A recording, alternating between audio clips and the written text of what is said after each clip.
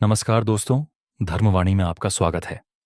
आज हम बात करेंगे एक साधक के जीवन में मंत्र के सिद्ध होने पर क्या अनुभव होता है। मंत्र अब साधक का उच्चारण नहीं करता, मंत्र साधक को उच्चारित करता है।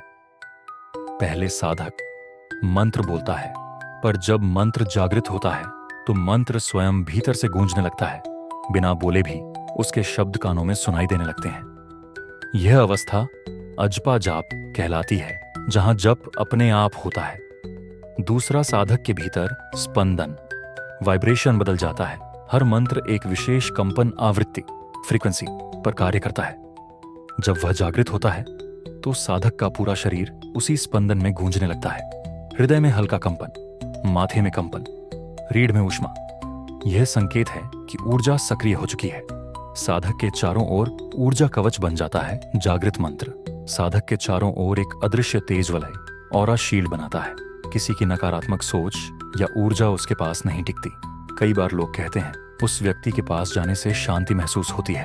यह उसी जागृत मंत्र का प्रभाव है। साधक की वाणी सिद्ध हो जाती है। वाक् सिद्धि।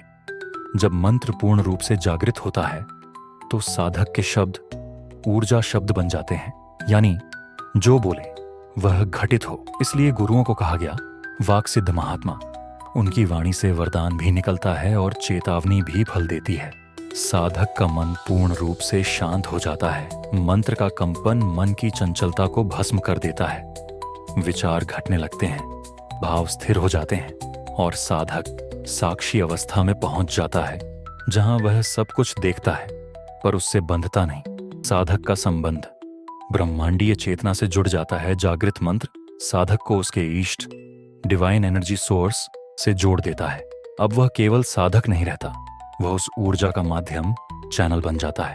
यही कारण है कि कहा गया जागृत मंत्र वही है जिसमें देवता स्वयं बोलता है।